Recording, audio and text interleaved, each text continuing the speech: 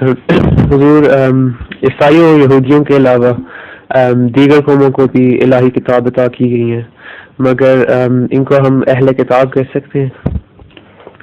ان کو آپ اہل کتاب کہنا تو بے شک کہہ لیں، مگر آپ کے اہل کتاب ہونے سے کیا فرق پڑے گا کہنے سے، کیونکہ خدا نے جن کو سند دے دی ہے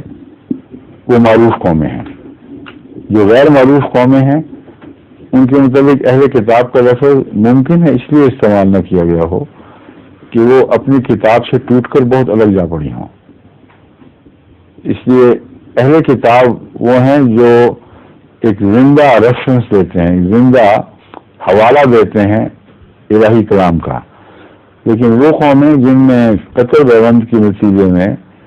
بہت سے دخل اندازی اور انسانی عمل دخل کے نتیجے میں الہی تعلیم عملاً بہت پیچھے رہ چکی ہو اور وہی حوالے زندہ ہوں جو انسانی تعلیم کے ہیں اور توہمات کے ہیں۔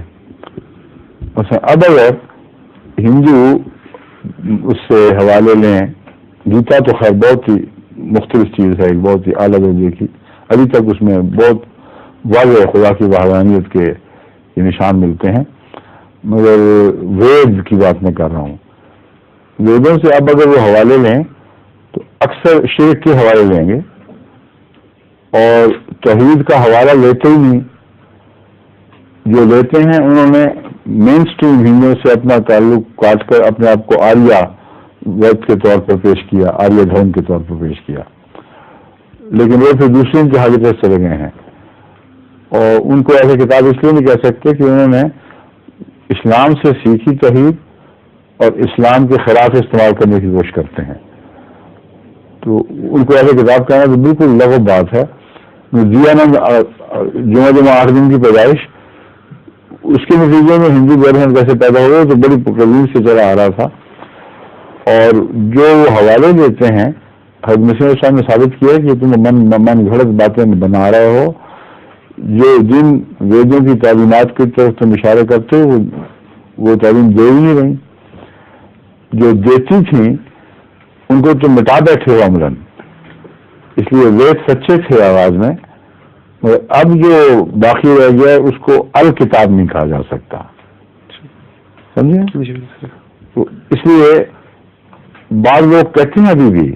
کہ چونکہ ہمارا عقیدہ ہے کہ یہ لوگ بھی کتاب کے نتیجے میں بنے ہیں اس لیے ان کو اہل کتاب کہا جا سکتا ہے، اس سے وہ کیا حاصل کریں گے؟ وہ بیاہ شادی کے مسائل حل کریں گے اور اس کی خاطر نقصان بہت بڑا پہنچا دیں گے،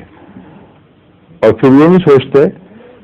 کہ تمام مشرکین جو دنیا میں موجود ہیں ان کے مطابق قرآن یہ اعلان کر رہا ہے کہ ان میں بھی کتاب نازل ہوئی تھی، کوئی دنیا کا خطہ ایسا نہیں، کوئی قوم ایسی نہیں جہاں کتاب نازل نہ ہوئی ہو، تو پھر ان کو کیوں اہل کتاب نہیں کہو گے؟ اگر سب کو اہل کتاب کہنا شروع کر دو تو تمام افریقہ کے پیگنز اہل کتاب ہیں، سمجھ میں؟ اس لیے احتیاطی کریں بابا، جو خدا نے اپنے ہاتھ میں لیا ہے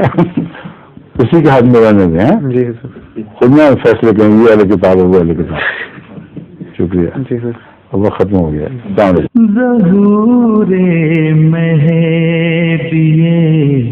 آخر